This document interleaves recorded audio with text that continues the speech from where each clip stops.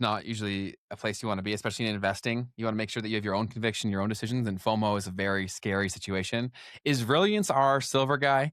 'Cause, it seems like they may be. So, the only dollar is the silver dollar. LOL. Fiat is military debt notes. Fiat is just paper. Um, Yeah. okay. I was listening to Ray Dalio over the weekend, and it was so cool to hear him say this because really, like, for us, we don't think about this as much. We've literally only grown up in a world where money is money. With fiat? Yes, where fiat is our money, but it's currency, right? And so in the 70s, when Ray Dalio was going through the detachment of the dollar from gold, he was talking about how at that point he thought that everything was going to crash. He's like, "Oh, this means that markets are going to go down." But what happened was is that you had what he calls "I wasn't prepared for a devaluation," which just means that essentially what happens is the value of the dollar goes down, but the price of everything else goes up. Mhm. And so he got caught on the wrong side of that. And what he was saying and describing in that moment was how he was like, um, at that time, before that detachment of gold from dollar, dollars were like checks. You didn't look at a dollar as money. You looked at it as like a check where you just like you write something on a piece of paper and then it's money all of a sudden, but it's not money. Mhm. It's just this accounting mechanism is how you looked at paper dollars. And so that's just such a wild thing to think about because we've grown up in a world where we didn't really have checks either, but but we can definitely think about like someone just writing something on a piece of paper and that becoming like something that you can go and take to the bank and spend, and that's a very very different thing than how we look at our paper money. That literally someone will steal that from you right out of your pocket because like that's something that they can use to go out and feed themselves or whatever. But at that time, that's what dollars were. They were more like a check thing. It's like, Mm. this represents gold and silver. Massive distinction because we just become so accustomed. Recency bias is a very major thing. I think that when, there's some concepts that I think that we can double down on and explain a little bit more, and it may help people get a better grasp of where things are going. So you've mentioned how the U.S. wants to slash needs to devalue their dollar. Can Mhm. you explain the reasons why they have to do that? Yes. So essentially, one of the big things that's happening right now in the US is, well, that the current administration is trying to fix is the fact that we have trade balances that are out of whack. So essentially, we are importing more than we are exporting.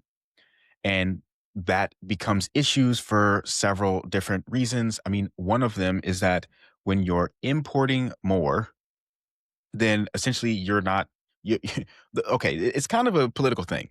The problem that Trump sees with us having a trade deficit with China, for instance, is because essentially we're giving them more money than they're giving us. Okay, so that's not fair, right? We want you guys to buy our goods if we're going to buy from you. And so what the Trump administration is trying to do is trying to find a way to get that balance back to where China's buying more from us or as much from us as we're buying from them. And so the easiest way to try to get that to happen is to decrease the value of the dollar. So this is like economics 101. A higher value of your currency means that other countries can buy less of your country's goods because your currency is too high. So if I want to buy your goods, I need to have more of your currency, which is more expensive to me from the currency that I'm printing. Mhm. So that's essentially the game that they're trying to play. They're trying to send the dollar down and therefore increase the exports to the rest of the world. Now, there's this thing called the Triffin dilemma, and I go over this later this week. And the Triffin dilemma is the fact that for the United States to be able to maintain its reserve currency status, it's very difficult to do that while also um, being a net exporter, meaning we Yes. sell more to the world than we buy from the world. Because what happens is if they're if we're not sending our dollars across the world, right, Mhm. by buying their goods and therefore sending our money to these countries, then they don't have our dollars. They cannot spend dollars. They cannot use dollars in trade because they're not getting them. There's not as much of the flow of these dollars. And so, and by the way, guys, like I'm very basics of this. I've just done a little bit of research on this. So always correct me in the comments. And so with that, the United States is trying to play this game of this is so fascinating too. So Stephen Myron is the mastermind behind this kind of concept. He came out with this in November 2024 last year, right before Trump was actually fully put in office. And he put out this plan for how the United States can essentially reorder the global financial system. And the plan here is wild. All right, so stick with me. The plan here is to devalue the dollar while also maintaining the reserve currency status. So we're going to devalue the dollar, try to reshore all of our manufacturing, and therefore become a net exporter. But the way that we're going to maintain the status of the dollar as a reserve currency, even though we're not sending these dollars abroad anymore, and the currency values could technically go higher, right? When people need more of these dollars and there's less of them in supply, the way that we're going to get people to play ball is we're going to say, you need to devalue your currency. So you need to go out there and you need to print more money and potentially run higher inflation inside of your country. And if you don't play ball, we're going to have a little system. I think Jim Rickards called it the red light, yellow light, green light system. It's like, And, what's that show? The Squid Game. and so the idea is if you're cool with us and you play the game and you devalue your currencies, then awesome. What we're gonna do is we're gonna be nice with you. We're not gonna use these tariffs, Mm. okay, against you too bad. So the whole game that Stephen Myron is trying to play here, or that they've come up with, that they've told us that they were going to try to implement, is to use these tariffs as a weapon, essentially, to where if you don't play ball and devalue your currency, then we're going to tariff the mess out of you, and therefore you're not going to be able to sell your goods as much to the United States. And the United States, as a net importer, They buy a has a lot of lot shit. of like we buy all your stuff, Hmm. and so this is fascinating because basically they've said they're going to use tariffs, and he even said like he kind of hinted at like we'll also do what we might have just seen that is happening in Taiwan right now, where we've basically just equipped Taiwan with $11 billion of like an arms deal that we're doing with them, and now. So it's like we're also saying, yeah, if you don't play ball, we'll also potentially look at like military force and other methods of getting you to, adhere to our demands. So there's the green light, we're all good. Yellow light, well, I'm going to put the tariff on you. Red light, I might actually start to like militarize a nation near you and start to set up a military base and see what's up, like what's good. So this strategy here is to bully other countries into playing ball as far as devaluing their currencies, allowing us to maintain the reserve currency status of the world while also reshoring our manufacturing into the United States. And so I kind of forgot how we got to this, but at the end of the day, this also does play a role in why gold and silver has so much of a value proposition right now, because countries around the world, China in particular, Russia, the BRICS, Jamin just said the BRICS nations, right? Brazil, Russia, India, China, South Africa, they are trying to come together to prevent the United States from being able to bully them. Hmm. So this is one of the big, big drivers of the price and the value of gold in this current moment as well. Yes. So great, great stuff there. So Mr. Happy Stacker said, "Well, that's kind of sucky," and yeah, that's kind of the role that America kind of has to play that role to maintain what they've been doing because they're in a bit of an economic shit show between their debt issues, their import exports, which you just explained, and the global reserve currency status. Like, there's a lot of moving parts that they have to navigate, and so yeah, like especially with their history of what they've done over the past, you kind of have to continue playing that role of the aggressor. Otherwise, you're going to lose in a very big way. And I think that's a massive problem because their debt crisis is so absurdly large. And if you want to see a real world use case of how important these kinds of decisions are, just look no further than China, right? China played the long game. They purposely have kept their dollar low so that they became the default exporter of everything. That's why everything's made in China. That was very much a strategic decision made by them. So they purposely keep their dollar low so everyone's buying and then they become dependent. And they also incur obscene amounts of debt to China, which China then used to gain political influence globally. And so there's so many major moves being made here. And so desperate times call for desperate measures. And so America is probably going to be more extreme than they've been maybe ever over these coming years and months economically. Yeah. I was like literally last night debating with myself where I'm gonna go next, and I really, really, really wanna go to Taiwan. Mhm. And then I wake up, and I Is saw a little bit of it on Twitter last night, and then I wake up to a text in my group chat, I kid you not, about the situation in Taiwan and how they're starting to, like, surround the country with all their ships. Yeah, I don't know China if I'd is. wanna touch that right now. Yeah, it's just like, I'm like, "Come on, I was man." I was thinking about that too last night, Keith, but, like, because 'cause I'm like, "Oh, I still wanna move to the States, but the States could become a shit show too," and then I'm like, "If that happens, where the hell do I go then?"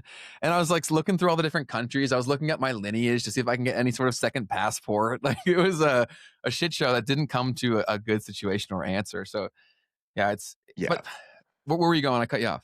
Well, the only other thing that I wanted to tap on is Ray Dalio's, like, his whole thing. He's got this book called The Changing World Order, and he goes over these 4 different, essentially, forces that come into play when you're trying to look at, what happens with the rise and fall of global powers. And right now, we've got right, all of his signals are flashing. Ray Dalio's like, we're about to see a change in the world order, Mhm, and the United States is potentially about to lose its throne to China in particular. So the 4 major forces that Ray Dalio always points out, the first one is the debt and money printing force.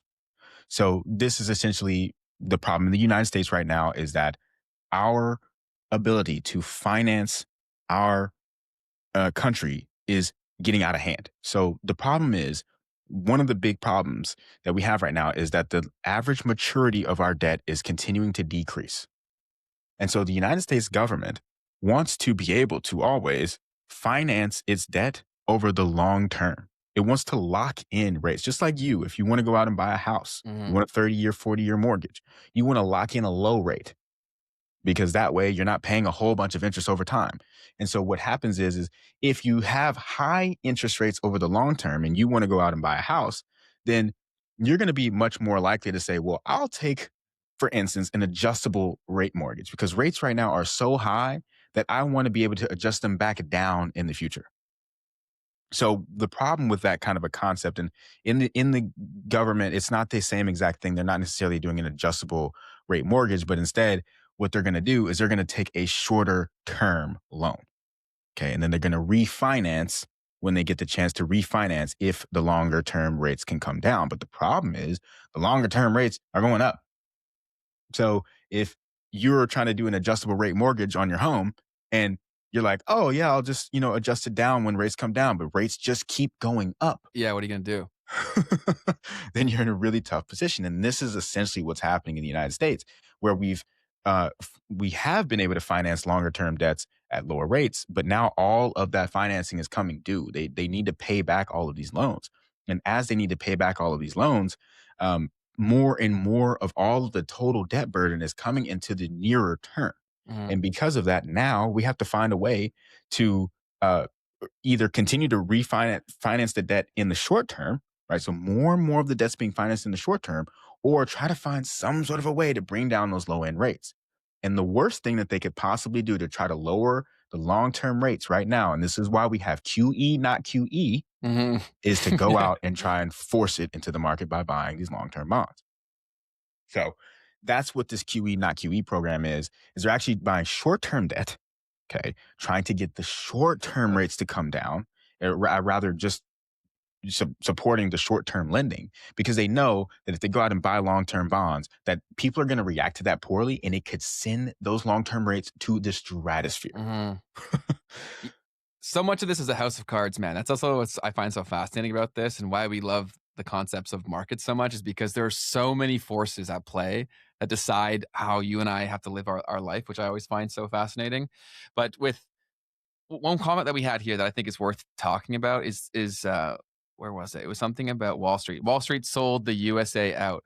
That was really like a timely advent to like the evolution of Wall Street and all the products and everybody involved. That's really how America has become such a dominant force in global markets because people are, I was thinking about this too. I was like, why, like how, what did they achieve through the creation of that? Like, and everyone participating is that it seems like more people are willing to play a game they're more likely to lose if they have the chance of winning really, really big. right? Like they'd rather not play a guaranteed game of moderate success. They're more intrigued by extreme success, even if failure is more likely. And that seems to have like hit every layer of society. And so it's going to be a very interesting time to see how, when they're running the economy so hot out of necessity, how that impacts things. And also, I don't know if you mentioned this through so yet, but for the crypto connection, this debt that we've been referring to, didn't Biden go with terms that are longer than normal? Didn't he go with 5 instead of 4, which is kind of impacting the money supply, which is in turn impacting, some people are hypothesizing crypto? Oof. This is something that I don't know about. Okay. I don't actually. Okay. Um, yeah, I can't speak on that. But to the crypto connection in general, right? The thing that everyone's trying to balance right now is like we're thinking, oh, okay, lower if we lower short-term interest rates, then crypto's gonna fly, right? Um, well, that is possible. And that is something that we definitely should look out for in the next 18 months if the Fed is going to be able to continue to lower interest rates. But that honestly could get really difficult because Mhm. if the Fed continues to lower these